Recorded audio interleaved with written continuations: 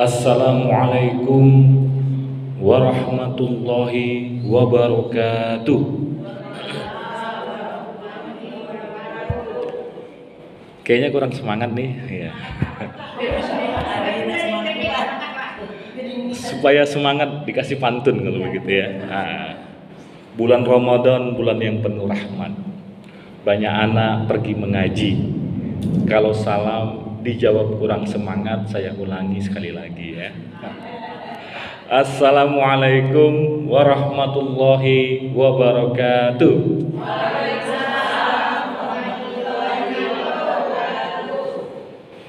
Alhamdulillah, wassalatu wassalamu ala rasulillah wa ala alihi wa ashabihi wa mawalah.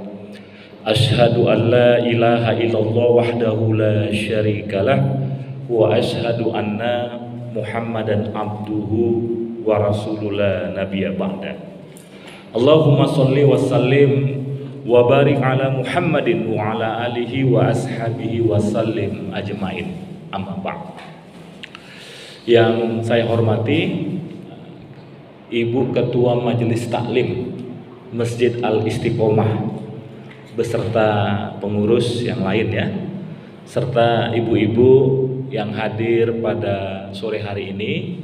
Pertama, kita tentunya bersyukur atas segala limpahan rahmat, nikmat dan karunia yang Allah telah berikan kepada kita, sehingga alhamdulillah pada sore yang berbahagia ini, walaupun barangkali cuaca kurang mendukung ya, agak mendung di luar ya, agak gerimis, tetapi alhamdulillah Allah masih memberikan satu hidayah kepada kita, satu semangat kepada kita untuk hadir dalam satu majelis, yakni majelis ilmu, yang tentunya majelis ilmu ini adalah majelis yang sangat mulia dan bisa menjadi sarana bagi kita, pertama untuk menambah pengetahuan kita, menambah silaturahim ya, memperkuat ukhuwah di antara sesama ibu-ibu majelis taklim di sini, dan insya Allah juga ini menjadi sarana kita untuk kita masuk ke dalam surganya Allah. Amin ya rabbal alamin. Kemudian salawat beserta salam kita curahkan kepada junjungan alam Nabi besar Muhammad sallallahu alaihi wasallam dengan mengucapkan Allahumma sholli ala sayyidina Muhammad wa ala ali sayyidina Muhammad. Ibu-ibu yang dirahmati Allah, pertama mungkin berkenalan dulu ya. Ada yang belum kenal? Belum ya, karena ini masih yang pertama ya. Mungkin ada yang sebagian kalau aktif di kegiatan Porsilista itu beberapa kali saya pernah mengisi acara begitu ya. Tapi yang belum ya kita kenalan dulu ya. Namanya tadi sudah disebutkan Yusriadi, alhamdulillah sudah berkeluarga, istri 1, anak 3. Yang besar sekarang perempuan kuliah di UIN Sumut ya, semester 5, ngambil hukum. Ya karena kebetulan ada neneknya di sana, saya orang Medan Bu. Jadi kebetulan lulusnya di sana, 6 tahun di pesantren di Ihsan Boarding School ya. Kemudian jadi sekarang kuliah di UIN ya, UIN Sumut. Kemudian yang nomor 2 laki-laki kelas 3 SMA di SMA Al-Huda ya di Panam. Yang paling kecil laki-laki juga kelas 1 SMA MAN 3 di depan UIN Bu. Sekarang ada MAN 3 ya. Cabang dari MAN 2 dulu, sekarang sudah berdiri sendiri MAN 3. Jadi anak saya 2 laki-laki 1 perempuan.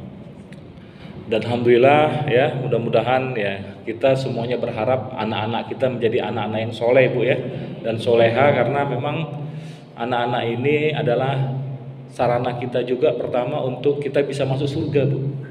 Karena kalau kita sudah meninggal, ada 3 hal yang bisa terus mengalir pahala kita, yakni pertama apa Bu?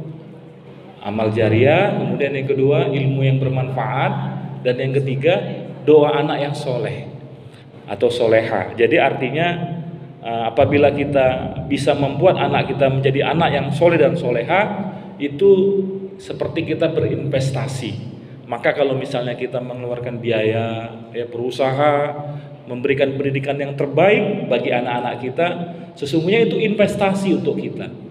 Investasinya dunia akhirat, betul ya Bu ya? Mengapa saya katakan demikian? Kalau kita ketemu dengan teman-teman, ya udah lama nggak ketemu ya teman SMA atau mungkin teman kuliah atau mungkin keluarga yang sudah lama tidak ketemu, yang pertama ditanya apa Bu? Anak kan? Nah, anaknya berapa? Ya, sudah menikah belum? Sekolahnya di mana? Sudah kerja belum? Nah, rata-rata seperti itu.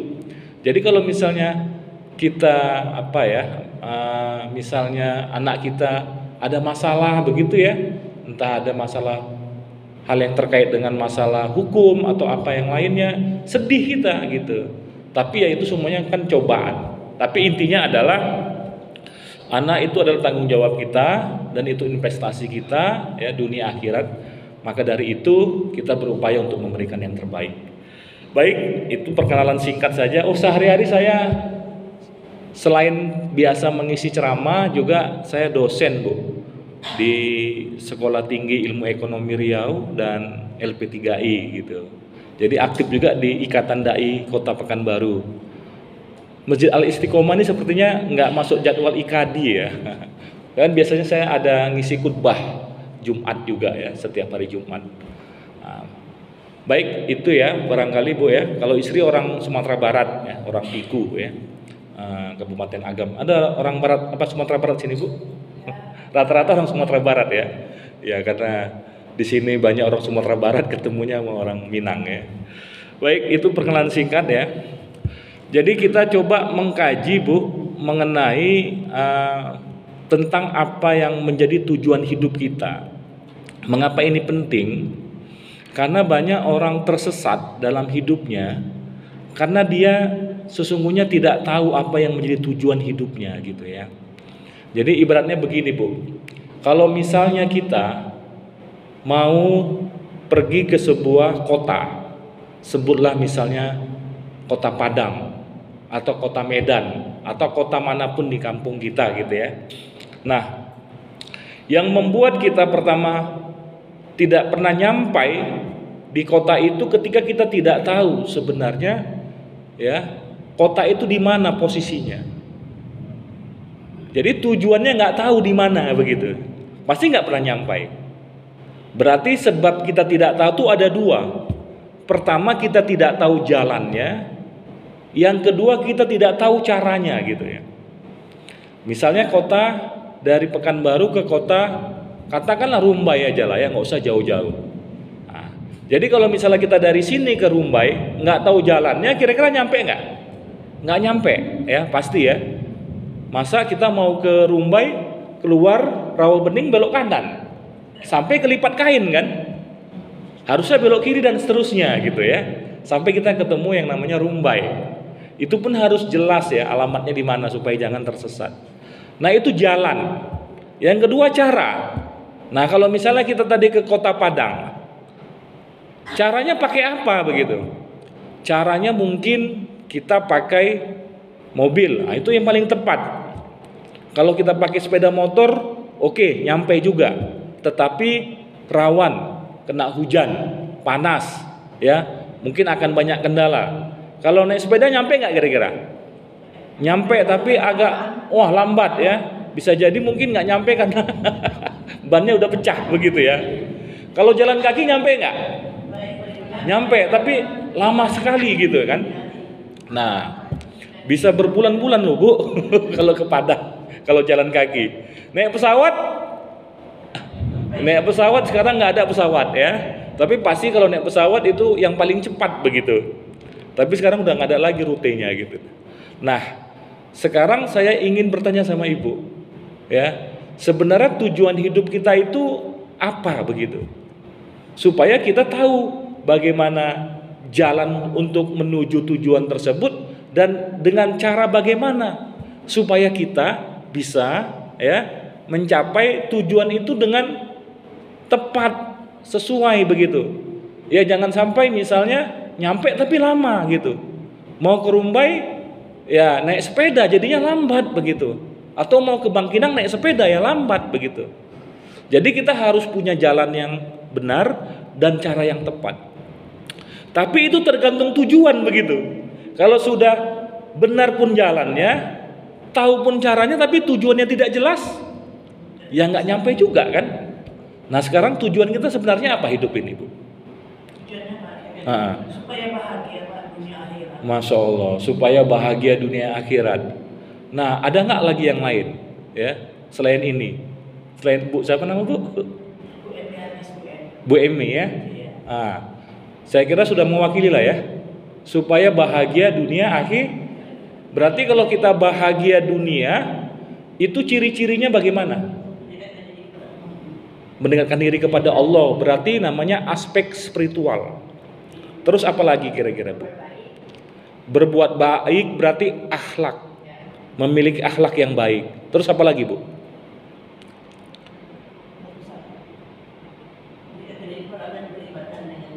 Nah itu spiritual. Nah jadi itu jalan untuk bahagia. Jadi misalnya jalannya memiliki kualitas spiritual yang baik, berarti hubungan kita kepada Allah. Berarti caranya gimana? Caranya beribadah, sholat tepat waktu, banyak membaca Al-Quran, begitu ya, banyak mengaji, banyak melaksanakan ibadah puasa sunat, begitu kan?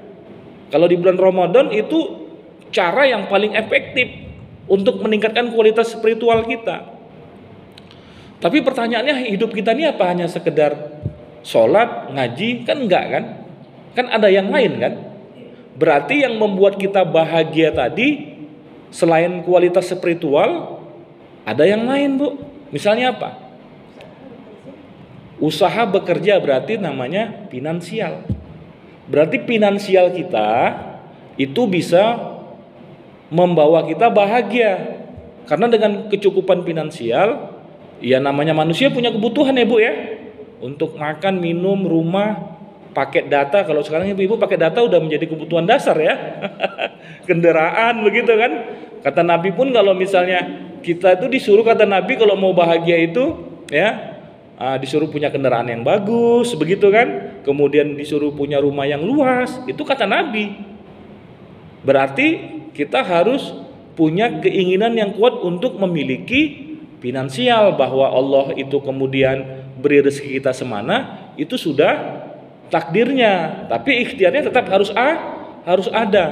Udah dapat nih spiritual, kemudian finansial, kemudian tadi apa lagi? Baru dua ya? Baru dua ya? Spiritual, finansial, terus sosial. Sosial ini artinya apa? Kita ini punya hubungan baik dengan orang lain. Kita ini harus menjadi orang yang mampu memberikan kemanfaatan bagi sesama. Makanya majelis taklim ini adalah sarana, Bu. Sarana apa? Sarana interaksi sosial kita. Jadi memang ini sifat dari manusia, bahwa manusia itu disebut Aristoteles itu adalah zon politikon, adalah makhluk sosial. Makanya ibu-ibu itu tahan loh satu hari tidak makan tidak minum, tapi tahan nggak tidak bicara. Diam aja gitu kan. Ketemu suami diam, ketemu istri ketemu anak diam. Pasti kita pengen bicara kan? Itu ciri-ciri ibu makhluk sosial. Makhluk sosial itu artinya ingin disayangi, ingin dicintai, ingin menyayangi, ya, ingin bersama kelompok begitu. Nah itu sarana untuk kita bisa menjadi bahagia. Maka kalau misalnya hidup kita sendiri tanpa teman, itu justru itu orang tuh nggak bahagia, Bu. Ya, kita tuh disuruh berjamaah. Makanya majelis taklim ini bisa membuat kita bahagia. Kan pertemuan sosial di majelis taklim itu adalah aktivitas yang positif. Tapi tidak sedikit orang yang melakukan aktivitas negatif, ya. Misalnya kegiatan ibu-ibu sosialita. Itu kebutuhan sosial.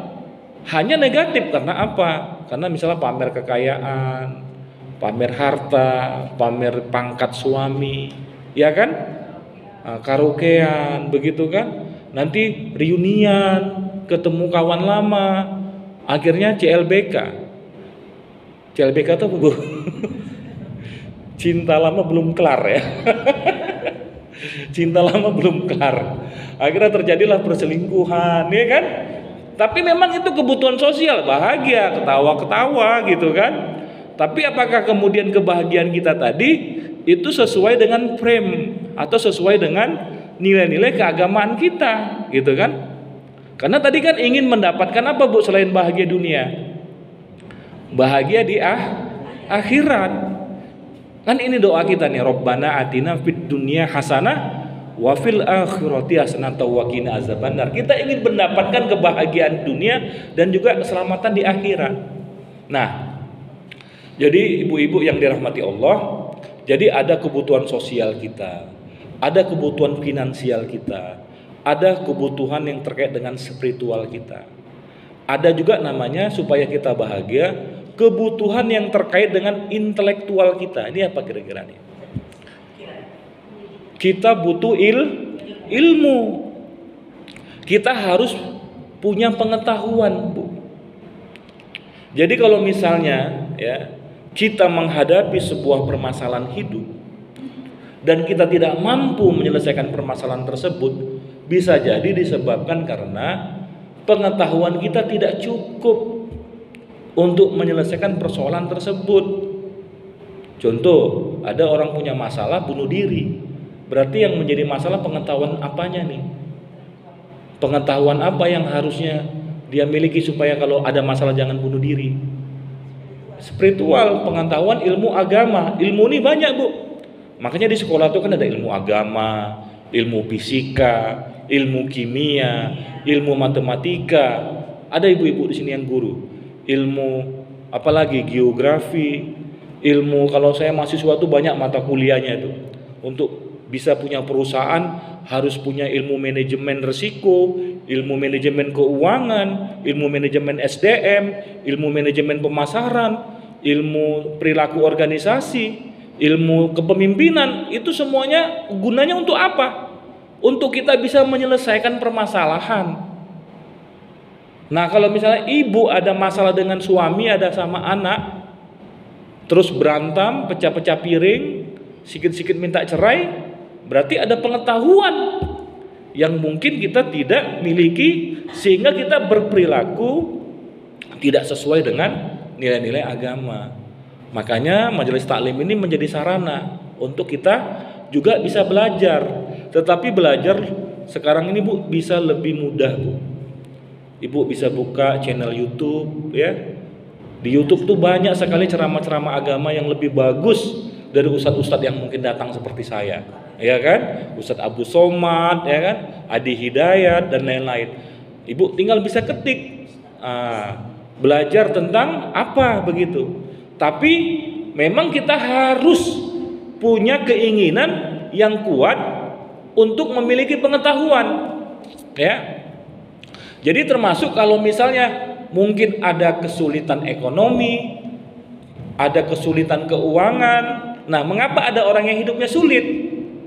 Karena memang mungkin dia tidak memiliki pengetahuan yang cukup untuk bagaimana mendapatkan uang, begitu kan? Nah, makanya ada ilmu entrepreneurship, ilmu menjadi pengusaha. Nah, mereka yang mungkin berkarir ya di sebuah profesi, kalau anak ibu misalnya, udah nanti saya misalnya anak saya masuk fakultas hukum, saya ingin kamu nanti jadi jaksa. Ketika jadi jaksa, tolong jadi jaksa yang islami. Begitu, Bu. Nanti kamu menjadi apa? Menjadi hakim. Jadi hakim yang islami. Kamu nanti menjadi siapa? Menjadi kepala dinas yang islami. Supaya negara ini bisa berubah. Karena apa? Orang-orang yang menjadi pemimpin di bangsa ini, mereka-mereka yang memang punya akhlak dan memiliki ya satu pemahaman Islam yang baik, begitu. Dan ini menjadi sarana kebahagiaan. Kenapa? Karena dengan dia punya pekerjaan, tentu dia punya penghasilan yang cukup. Bisa beli rumah, bisa beli mobil. Nah, satu lagi, kebahagiaan itu juga berkaitan dengan bagaimana keluarga, Bu. Jadi keluarga itu setiap hari kita bertemu, ya. Nah, jadi sekarang tujuan hidup kita apa? Bahagia dunia akhirat. Nah, jalannya adalah pertama, milikilah keluarga yang harmonis, ya. Bangun hubungan yang baik dengan suami, ya. Bangun hubungan yang baik dengan anak-anak. Jadikan anak-anak kita anak-anak yang soleh dan soleha, keluarga. Kemudian yang kedua, kondisi spiritual kita. Supaya apa? Ada ketenangan jiwa. Karena banyak orang kaya tapi tidak tenang, Bu, perasaannya. Jiwanya tidak tenang. Sehingga kenapa dia kaya? Mungkin dia mencarinya dengan jalan yang tidak baik. Sehingga tidak ada ketenangan. Istrinya selingkuh, dianya main perempuan, macam-macam. Anaknya narkoba. Makanya kita cari dengan rezeki yang halal. Jadi kata Imam Asy-Syafi'i, ya, salah satu yang membuat bahagia itu adalah keluarga, dan keluarga itu juga dikaitkan dengan bagaimana mencari harta. Ya. Nah, sekarang kita kaitkan dengan beberapa ayat dalam Al-Qur'an. Jadi gini, Bu. Allah itu menghadirkan kita ke muka bumi ini punya maksud dan tujuan. Mengapa saya katakan demikian? Karena di dalam proses terjadinya manusia, kita itu jadi manusia tidak terjadi secara kebetulan, Bu. Betul nggak kira-kira? Ada lebih kurang 150 sampai 200 juta spermatozoa itu berebut masuk ke indung telur ibu kita. Ya. Nah, satu di antara 200 juta tadi, kan banyak tuh ya calon manusia yang ingin jadi manusia pada saat itu. Allah memilih kita sehingga kita berhasil menembus, ya, masuk ke indung telur ibu kita. Nah, ketika kita masuk dan berhasil, kemudian terjadi pembuahan. Di dalam ilmu biologi atau ilmu reproduksi itu kita pernah belajar waktu SMA dulu. Sehingga proses terjadi zigot sampai janin bayi kemudian melahirkan. Dan ibu mungkin ini semuanya kan pernah melahirkan ya, Bu, ya. Pernah hamil, saya yakin, karena umurnya sudah di atas 40 atau di atas 30 ya. Mungkin ada yang udah punya cucu belum? Nah, ibu memangnya bisa menentukan laki-laki atau perempuan? Enggak kan? Memangnya ibu bisa menentukan bagaimana bentuk hidungnya, bentuk matanya, bagaimana organ tubuhnya. Ini betul-betul kuasa Allah kan? Sehingga anak itu bisa menangis, sehingga anak itu bisa tertawa, sehingga anak itu bisa melihat, sehingga anak itu bisa mendengar, sehingga anak itu bisa berperasaan, berdiri dan seterusnya. Itu karena Allah, Bu. Bukan karena kita. Jadi kalau misalnya ditanya siapa salah satu peran yang bisa membuat kita semakin dekat, itu adalah peran ibu. Karena ibu langsung punya pengalaman spiritual. Bagaimana dia, ya, hamil, ya, kemudian sampai bisa melahirkan. Itu semuanya peristiwa spiritual loh, ya kan? Tidak sedikit saya punya teman istrinya meninggal karena melahirkan. Itu insya Allah syahid ya. Artinya kita pun bertaruh nyawa pada saat itu kan. Maka hubungan yang dekat kepada Allah itulah yang nanti akan menyelamatkan kita. Dan kita juga berharap anak kita kan terlahir dengan normal ya, Bu, ya. Tidak ada cacat begitu kan. Sedih kalau misalnya melihat ada anak yang berkebutuhan khusus begitu. Itu cobaan lagi bagi ibunya itu untuk bagaimana sabar dan kuat mendampingi anak-anak yang berkebutuhan khusus begitu. Nah, saya ingin sebutkan tadi, Allah itu punya rencana terhadap apa yang Dia tetapkan. Nah, jadi kemudian kita dikasih elemen organ tubuh yang cukup rumit ya dan sangat luar biasa, masya Allah. Salah satu profesi yang harusnya juga dia dekat kepada Allah itu adalah profesi dokter, ya, dokter bedah misalnya. Dia melihat bagaimana elemen yang ada pada tubuh manusia ini, ya, masya Allah ya. Nanti kalau ibu pernah nonton video Harun Yahya itu banyak diceritakan. Ya. Misalnya satu hal saja lah ya, tentang pembuluh darah. Jadi saya pernah membaca sebuah website yang ditulis oleh Dahlan Iskan. Jadi Dahlan Iskan ini adalah Menteri BUMN di masa SBY. Beliau itu sebenarnya jantungnya sudah ditranspalasi. Jadi suatu ketika dia sakit, Bu. Sakit, pembuluh darahnya tersumbat sepanjang 50 cm ya. Karena dia orang kaya, dia pemilik media besar, Riau Pos, Sumatera Pos, Jawa Pos. Yang pos-pos itu punya dia semuanya. Jadi dia bisa berobat ke Cina. Kemudian dia bertanyalah kepada dokter Cina tersebut, karena kan Cina termasuk bagus teknologi dalam bidang medis ya.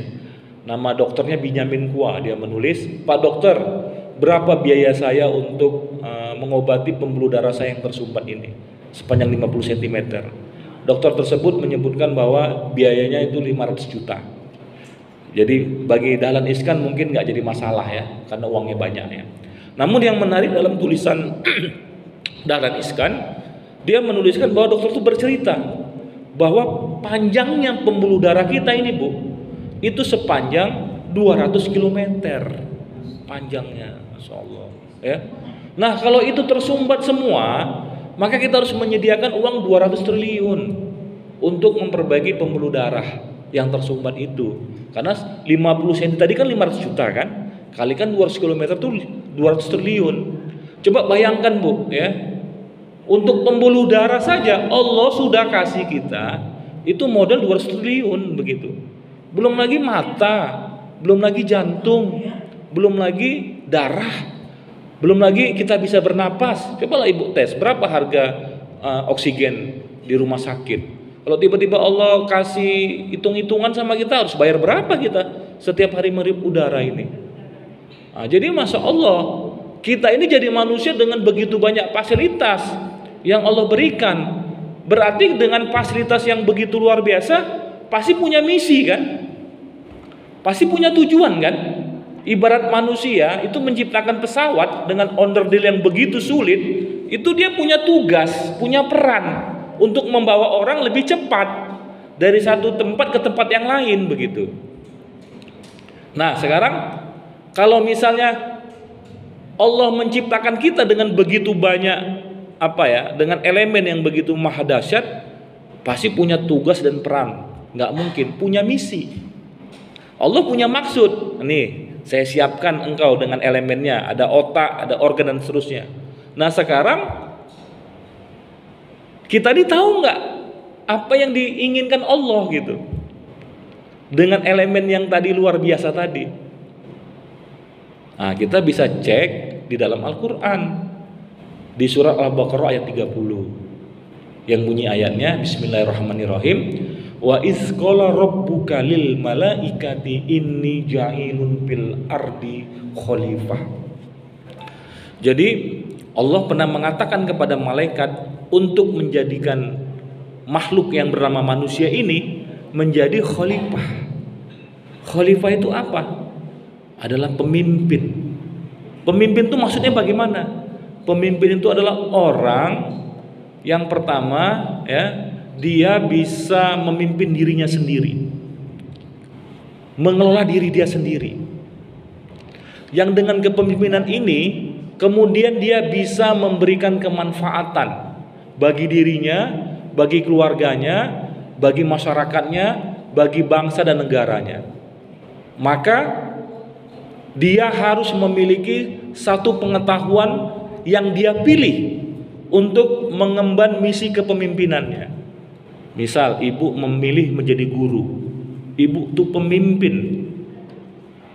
Pemimpin untuk apa? Mendidik anak-anak agar menjadi anak-anak yang pintar.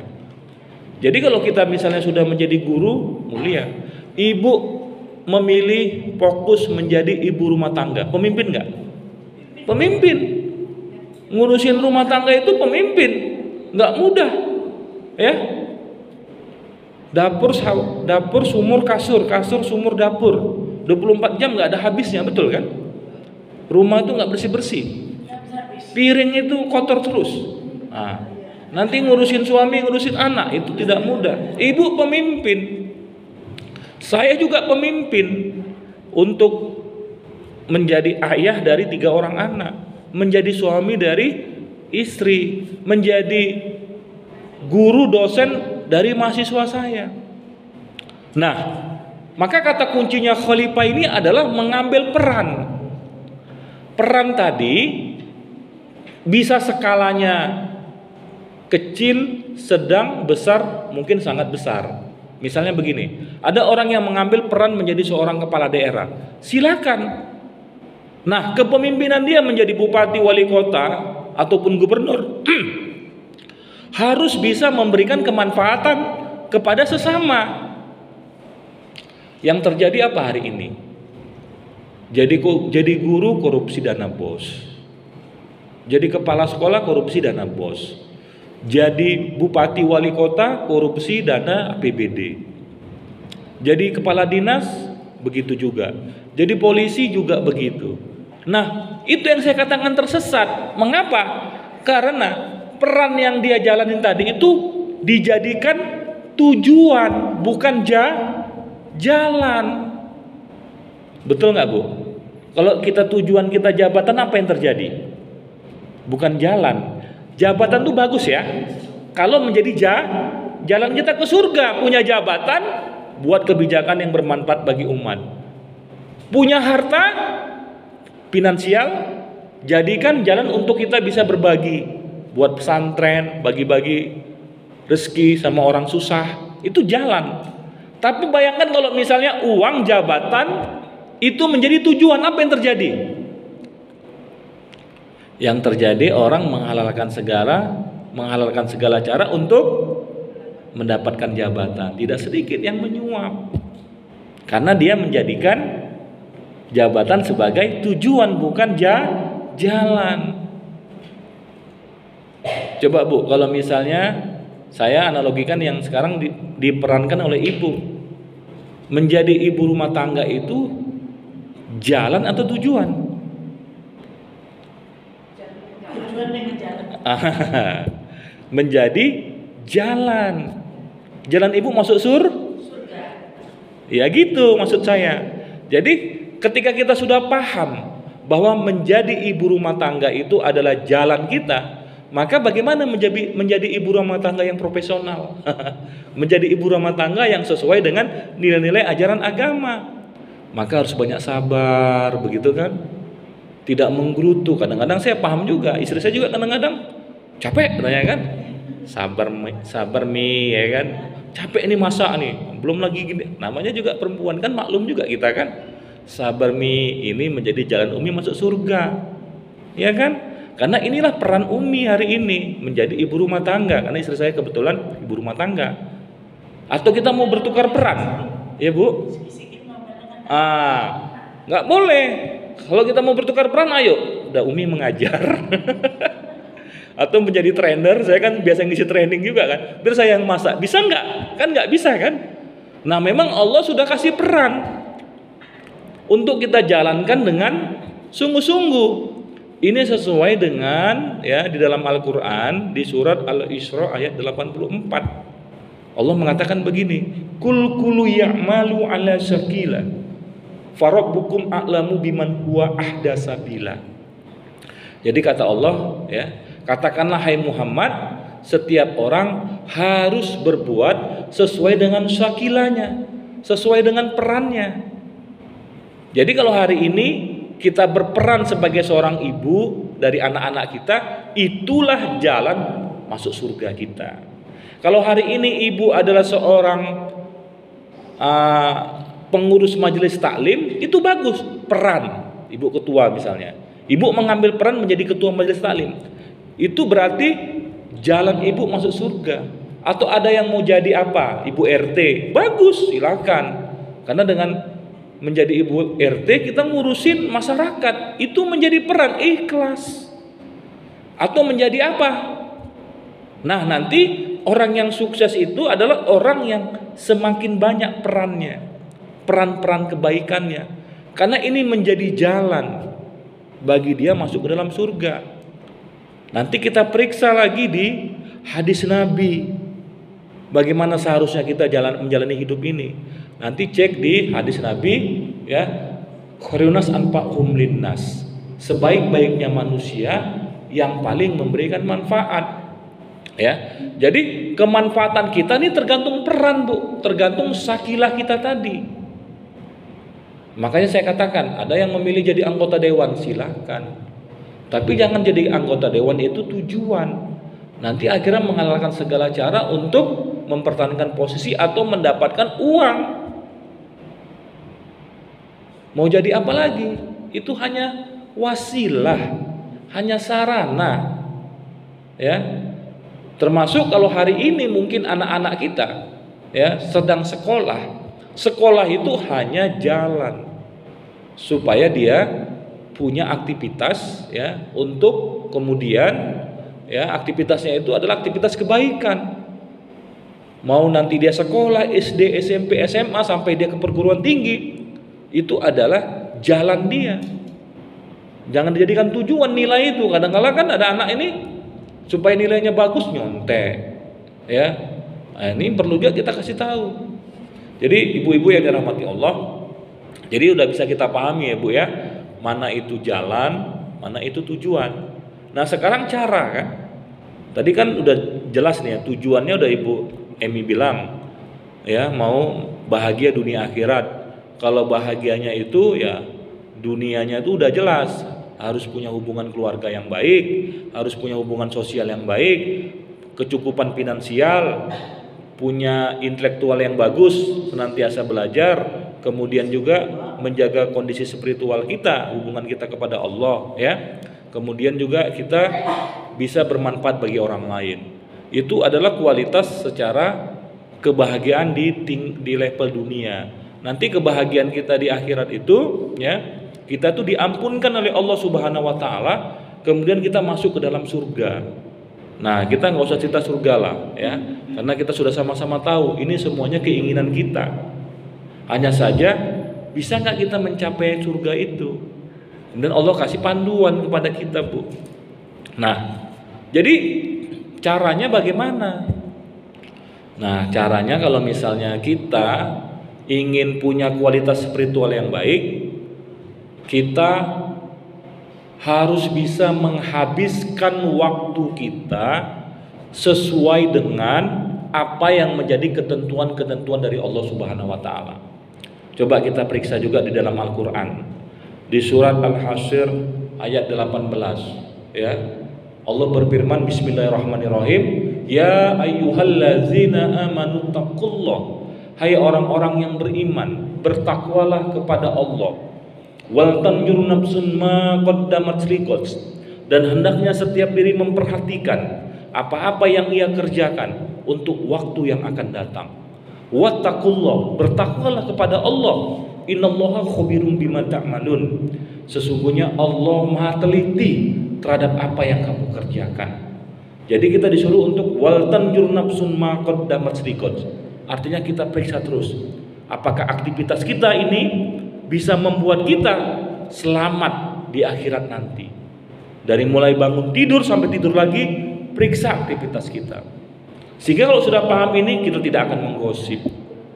Kalau sudah paham ini, kita tidak akan berbuat yang dilarang oleh Allah Subhanahu wa taala.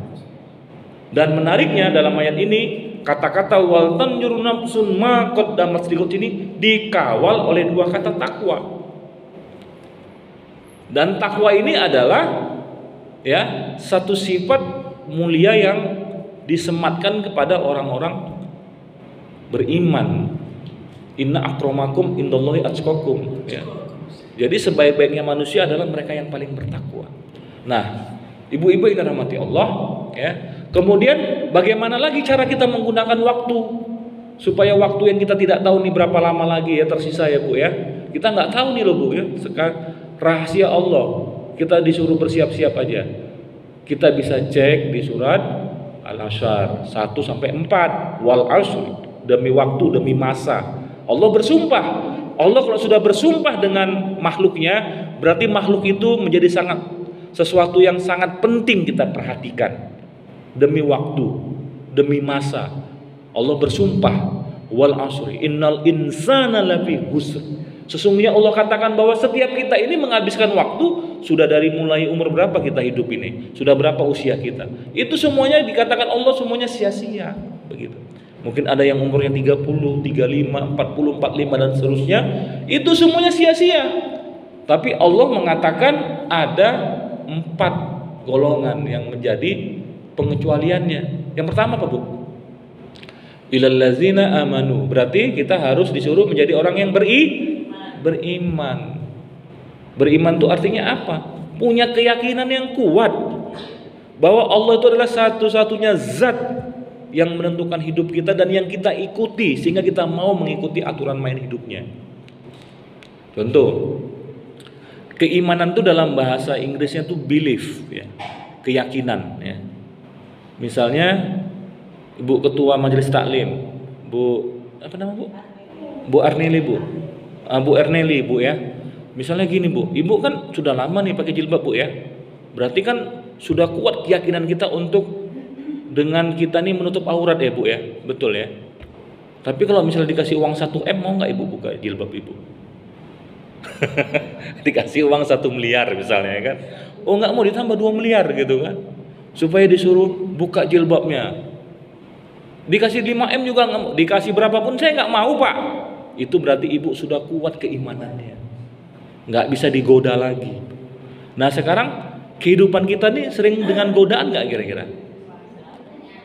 Kadang-kadang godaan yang sepele apa? Kalau misalnya terdengar suara azan, ya, maghrib, Ibu masih asik dengan bunga Ibu gitu kan. Tapi bunga sekarang udah nggak musim, ya. Atau masih asik sedang ngobrol-ngobrol dengan tetangga. Nah, akhirnya kita sengaja gitu kan, nggak bisa kita menjaga sholat kita gara-gara ada aktivitas yang lebih membuat kita asik. Itu kan godaan kan. Apalagi sekarang handphone, ya. Handphone ini luar biasa membuat kita lalai, ya. Kalau sudah nengok handphone, Masya Allah, nengok TikTok lah, Instagram lah, kepo dengan orang lain di Facebook lah, nengok story WA lah, itu udah lupa kadang-kadang. Padahal waktu kita tuh kan nggak tahu ini berapa lama, tersisa berapa lama, kok malah dihabiskan oleh hal-hal yang kurang bermanfaat misalnya. Tapi kalau dia mengandung ilmu pengetahuan, ya silakan. Di TikTok juga kan ada pengetahuan, ceramah ustadz singkat, ya silakan. Tapi kalau memang lihat-lihat yang orang-orang joget apa, atau kita malah pengen jadi seperti itu, ya jangan begitu kan. Ya ganti aja gitu. Namanya dia banyak ya. Tapi intinya keimanan itu seperti itu. Kemampuan kita bisa menjaga keyakinan kita bahwa Allah adalah zat yang melihat kita, menyaksikan kita, ya. Zat yang kemudian menentukan bagaimana takdir kehidupan kita, sehingga atas ketetapan itu membuat kita taat kepada Allah Subhanahu wa taala dengan menjalankan perintah dan meninggalkan larangan. Nah, apa itu perintah, apa itu larangan? Lagi-lagi pengetahuan. Al-Quran ini sebagian besar berisi tentang perintah dan larangan, sebagian itu sejarah. Nah, hadis Nabi juga, kalau kita belajar hadis, tafsir, itu juga intinya adalah perintah dan larangan begitu. Jadi kita harus ikutin aturan. Itulah tujuan kita. Maksud Allah menjadikan kita ke manusia yang tadi elemennya tadi sangat rumit tadi, luar biasa, karena sesuai dengan surat Zariyat 56. Nah, tadi ada Al-Baqarah 30. Itu tentang kemanfaatan, tentang ketaatan kita, tentang posisi kita sebagai hamba Allah, ya. Jadi kalau ada yang namanya Abdullah itu artinya hamba Allah, itu nama yang paling bagus itu Abdullah itu, ya. Wa ma khalaqtul jinna wal insa illa liya'budun. Jadi tak kuciptakan jin dan manusia kecuali untuk beribadah. Jadi sesungguhnya, Bu, kita ini, ya, dijadikan Allah manusia itu garis besar itu hanya 2. Pertama, memberikan kemanfaatan kepada sesama. Yang kedua, beribadah dengan organ tubuh yang diberikan dengan luar biasa ini. Sebenarnya bagaimana memberikan kemanfaatan dan bagaimana beribadah. Kalau misalnya kita tidak bisa memberikan kemanfaatan kepada sesama, berarti kita keluar dari misi kemanusiaan kita. Kalau kita tidak mau beribadah kepada Allah Subhanahu wa taala, ibadah ini ada ibadah ritual. ibadah-ibadah yang kita laksanakan seperti sholat, ya, puasa, ya, mengaji dan seterusnya itu ibadah. Tapi ada juga ibadah-ibadah yang bersifat ibadah-ibadah sunnah kita. Itu adalah misi kemanusiaan kita. Jadi kalau misalnya kita tidak melaksanakan itu, Allah pasti marah. Ibaratnya begini, Bu. Saya ingin tanya. Ini tujuan orang yang menciptakan aqua ini untuk apa? Hah? Gunanya untuk apa, Bu? Nah, kita coba ya tujuannya untuk supaya bisa diminum. Bismillahirrahmanirrahim. Iya. Setelah diminum kira-kira perasaan kita gimana? Lega. Berarti ketika orang ini meminum air, pasti yang menciptakan aqua ini senang, Bu ya. Betul kan? Wah, ternyata bisa digunakan sesuai dengan tujuan penciptaannya. Tapi aqua ini bisa juga nggak digunakan untuk melempar orang? Nyiram orang. Ya. Bisa kan? Tapi itu nggak tujuannya, enggak kan? Ya bukan. Ini kalau misalnya digunakan untuk melempar binatang juga bisa ini, Bu. Ada anjing, tapi kan rugi kali kita melempar ayam ya masuk ke rumah kita pakai aqua ini kan rugi kan. Lagian bukan itu tujuannya, memang bisa. Jadi sama manusia ini bisa juga dia berbuat maksiat, dan banyak sekali manusia yang kerjanya itu membuat mudarat, menciptakan perang, menciptakan senjata, membunuh manusia lain, membakar hutan sehingga orang menjadi kehabisan udara segar. Bisa dia melakukan itu. Atau dia korupsi, bisa. Atau dia misalnya merusak alam ini, merusak kayu. Kenapa di Riau ini sekarang suka banjir? Karena sudah banyak illegal logging. Nah, itu akibat dari perbuatan manusia yang perbuatannya itu tidak sesuai dengan tujuan penciptaannya. Itu bisa. Jadi, Bu, gitu aja cara menandainya. Kalau Ibu mau jalannya benar, ya pastikan kita itu dua saja. Pertama, hidup kita memberi manfaat nggak sama orang. Yang kedua, ada nggak aktivitas ibadah kita? Kalau itu bisa kita lakukan, berarti kita menjalani misi kemanusiaan kita. Maka keinginan kita, Allah Maha tahu kalau kita sudah menjalani misi kemanusiaan kita, karena Allah Maha tahu terhadap apa yang Dia ciptakan, maka kita akan secara otomatis mendapatkan kebahagiaan hidup di dunia dan akhirat. Karena apa? Karena kita menjalankan misi yang direncanakan Allah Subhanahu wa taala. Saya kira itu saja, Bu, demikian ya materi yang bisa saya sampaikan. Kalau memang ada yang ingin bertanya, kita bisa diskusi, ada waktu. Tapi kalau tidak ada, kita langsung doa. Doa saja, Bu ya. Langsung.